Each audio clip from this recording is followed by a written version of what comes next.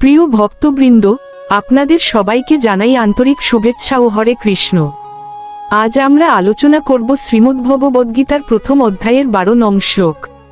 গত পর্বে আমরা দেখেছি দুর্যোধন তার সেনাপতি এবং যোদ্ধাদের পরিচয় দিয়ে বিশেষভাবে আচার্য দ্রোণকে উদ্দেশ্য করে নিজের উদ্বেগের কথা প্রকাশ করেন। এরপর তিনি সমস্ত কৌরব সেনাকে নির্দেশ দেন সবার আগে যেন পিতামহ ভীষ্মকে রক্ষা করা হয়, কারণ ভীষ্ম ছিলেন কৌরব বাহিনীর প্রধান শক্তি, তাদের সাহসের স্তম্ভ এবং সমগ্র সেনাবাহিনীর আশ্রয়। আজকের আলোচনার 12 নং শ্লোকটি হল তস্য সঞ্জনয়ন হর্ষং কুরুবৃদ্ধ পিতামহ সিংহনাদং বিন্দোচ্চৈ শঙ্খং দোধমৌ প্রতাপবান। এই শ্লোকের অর্থ হল দুর্যোধনের মনে উৎসাহ ও সাহস সঞ্চার করার জন্য কুরুবংশের প্রবীণ পিতামহ মহাপরাক্রমশালী ভীষ্ম সিংহের মতো উচ্চস্বরে গর্জন করে তার শঙ্খধ্বনি করলেন। এখানে প্রথমেই একটি বিষয় আমাদের বোঝা দরকার। দুর্যোধন যখন নিজের বক্তব্য শেষ করলেন তখন তার কথার মধ্যে এক ধরনের অস্থিরতা ছিল। বাইরে থেকে তিনি আত্মবিশ্বাসী দেখালেও অন্তরে তিনি বুঝতে পারছিলেন যে পাণ্ডব পক্ষের শক্তিকে হালকাভাবে নেওয়ার কোনো সুযোগ নেই, কারণ সেই পক্ষের প্রতিটি যোদ্ধাই ছিল মহারথী, আর তাদের মধ্যে অর্জুনের রথের সারথি ছিলেন স্বয়ং ভগবান শ্রীকৃষ্ণ। এই মানসিক অবস্থাটি সবচেয়ে ভালো বুঝতে পেরেছিলেন ভীষ্ম পিতামহ। তিনি ছিলেন শুধু একজন সেনাপতি নন, তিনি ছিলেন বহু যুদ্ধের অভিজ্ঞ প্রবীণ যোদ্ধা। সৈন্যদের মনোবল কখন বাড়াতে হয়, কখন সাহস জাগাতে হয়, এসব বিষয়ে তার ছিল অসাধারণ অভিজ্ঞতা। তাই তিনি কোনো বক্তৃতা দিলেন না, কোনো দীর্ঘ নির্দেশও দিলেন না। তিনি এমন একটি কাজ করলেন যা মুহূর্তের মধ্যেই সমগ্র কৌরব সেনার রক্তে উত্তেজনা ছড়িয়ে দিল।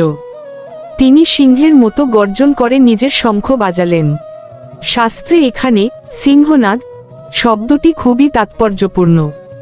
সিংহ যখন গর্জন করে তখন বনের অন্যান্য প্রাণী ভয়ে স্তব্ধ হয়ে যায়। তেমনি ভীষ্মের সেই বজ্রকণ্ঠের গর্জন ছিল নির্ভীকতার প্রতীক। এরপর যখন তার শঙ্খধ্বনি চারদিকে ছড়িয়ে পড়ল তখন মনে হচ্ছিল যেন যুদ্ধ আরম্ভের চূড়ান্ত ঘোষণা হয়ে গেছে। কিন্তু একটি প্রশ্ন আমাদের মনে আসতেই পারে, ভীষ্ম পিতামহ কি সত্যি দুর্যোধনের অন্যায়কে সমর্থন করতেন? এর উত্তর হল না। ভীষ্ম কখনো অধর্মকে সমর্থন করেননি। তিনি খুব ভালো করেই জানতেন ধর্মের পক্ষে আছেন পাণ্ডবরা এবং তাদের সঙ্গে রয়েছেন স্বয়ং শ্রীকৃষ্ণ। তবুও তিনি কৌরব পক্ষে যুদ্ধ করেছিলেন তার নিজের প্রতিজ্ঞা রক্ষার জন্য। তিনি আজীবন হস্তিনাপুরের সিংহাসনের রক্ষক হওয়ার অঙ্গীকার করেছিলেন। সেই প্রতিজ্ঞা ভঙ্গ করা তার কাছে অসম্ভব ছিল। এখানেই ভীষ্মের চরিত্রের এক অসাধারণ দিক আমরা দেখতে পাই। একজন মানুষের জীবনে কখনো কখনো এমন পরিস্থিতি আসে যেখানে কর্তব্য, প্রতিজ্ঞা এবং ব্যক্তিগত অনুভূতির মধ্যে সংঘাত সৃষ্টি হয়। ভীষ্ম সেই কঠিন পরীক্ষার মধ্য দিয়ে এগিয়েছিলেন। তবে এটাও মনে রাখতে হবে, ভীষ্মের সমস্ত শক্তি, বীরত্ব এবং অভিজ্ঞতা থাকা সত্ত্বেও তিনি জানতেন যেখানে শ্রীকৃষ্ণ আছেন সেখানে শেষ পর্যন্ত ধর্মেরই জয় হবে। কিন্তু একজন ক্ষত্রিয় হিসেবে এবং নিজের অঙ্গীকার রক্ষার জন্য তিনি যুদ্ধক্ষেত্রে নিজের কর্তব্য থেকে এক চুলো পিছিয়ে যাননি। ভক্তবৃন্দ, এখানে আরও একটি অত্যন্ত গুরুত্বপূর্ণ বিষয় আমাদের উপলব্ধি করা দরকার।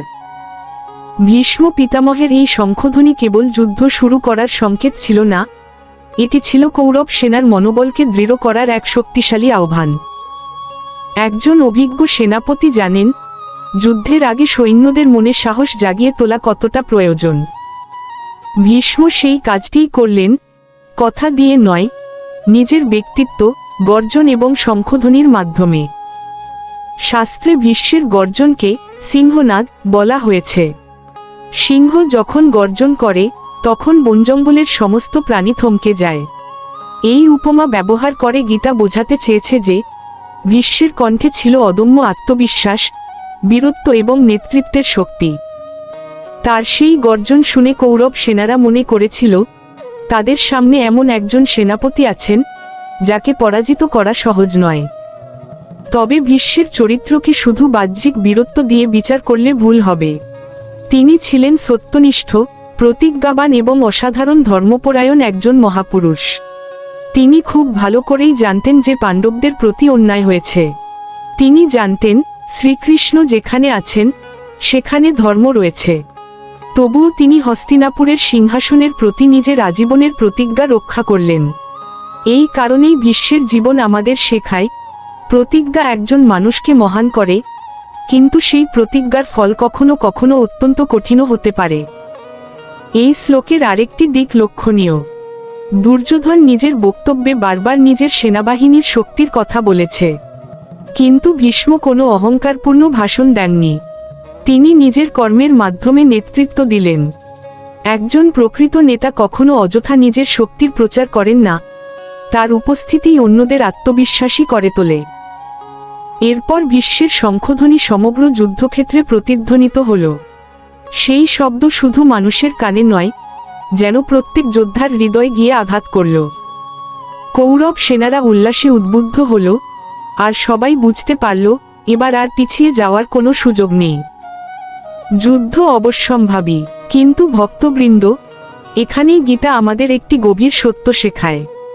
বাহ্যিক শক্তি, বিশাল সেনাবাহিনী, অভিজ্ঞ যোদ্ধা এসব অবশ্যই গুরুত্বপূর্ণ, কিন্তু এগুলোর কোনোটিই ধর্মের বিকল্প নয়। কৌরবদের কাছে ছিল বিপুল সৈন্য, অসংখ্য মহারথী এবং ভীষ্মের মতো অতুলনীয় বীর।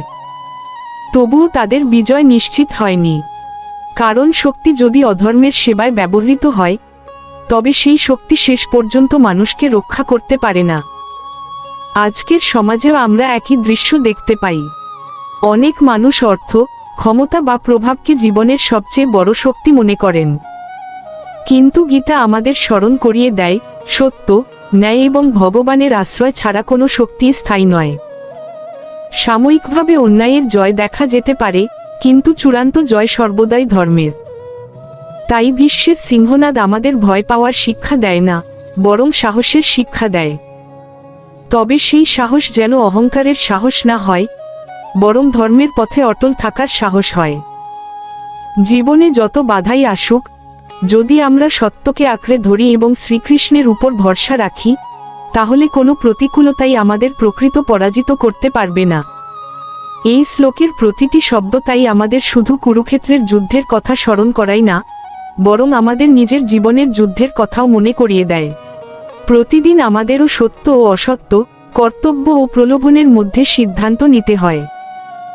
সেই সময় ভীষ্মের দৃঢ়তা থেকে আমরা কর্তব্যের শিক্ষা নিতে পারি, আর শ্রীকৃষ্ণের উপস্থিতি থেকে বুঝতে পারি ধর্মের পথ কখনো পরাজিত হয় না।